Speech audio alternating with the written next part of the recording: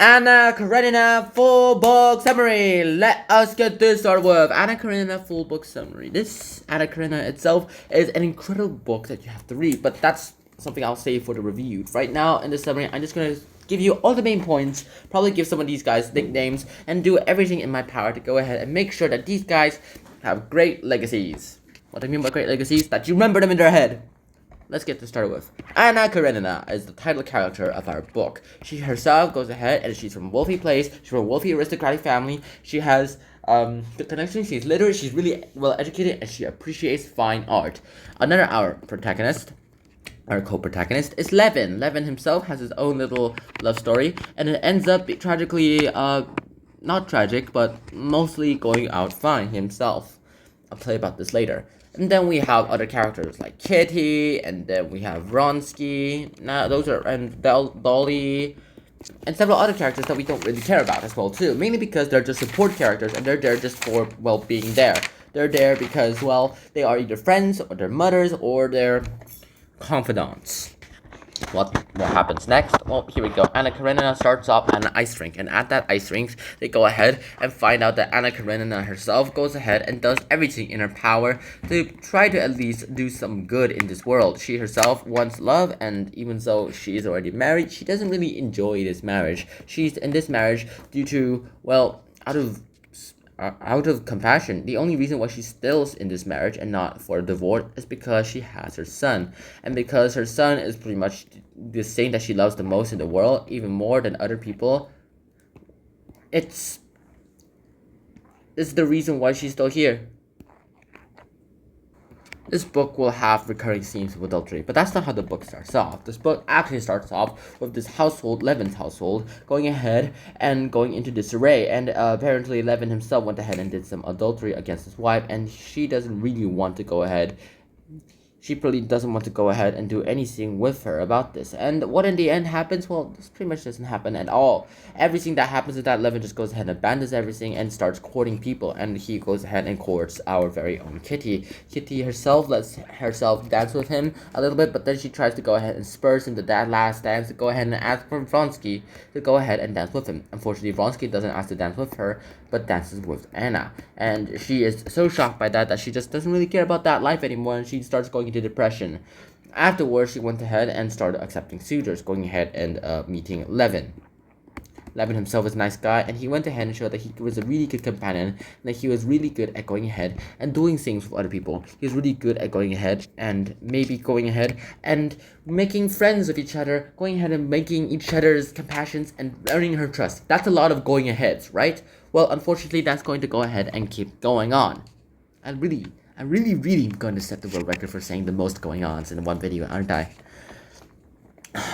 So what does Anna Karenina do in the next? Well, she went ahead and starts having all these lovers. And because all these lovers went ahead and started existing within her mind, it just so happened to be that not everything seemed to be gold. Sure, it seemed to be gold right now, but it wouldn't seem to be gold anytime soon. Anna Karenina herself has probably learned that there is a price that she paid for going ahead and courting Vronsky.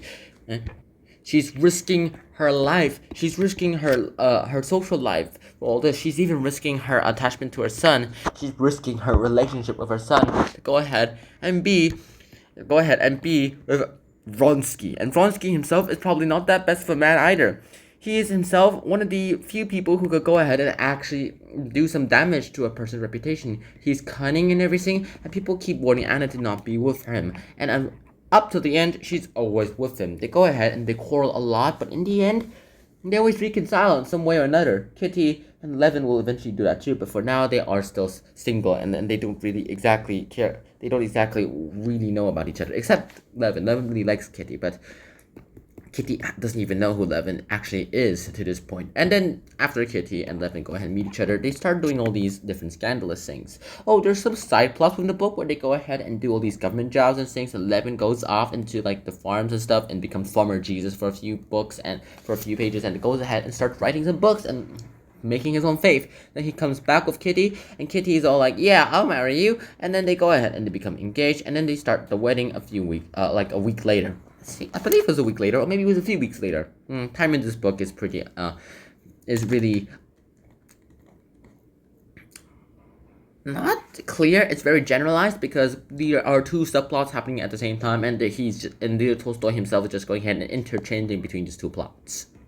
And while interchanging between these two plots, we go ahead and learn about what's happening in every other character. Our narrator, who's surprisingly omniscient, can go ahead and tell us everything that's happening within this as well too. Anna Karenina himself went ahead and did everything in her power to try to keep Vronsky in her will, and though she started going ahead and not exactly liking Vronsky, because at the end of the book she starts thinking that Vronsky likes some other woman that she has no idea about, and starts to become jealous and wants to make him jealous back by trying to make Levin love her, which ends horribly because she's all like, yeah, I'm gonna go back to Kitty, bye.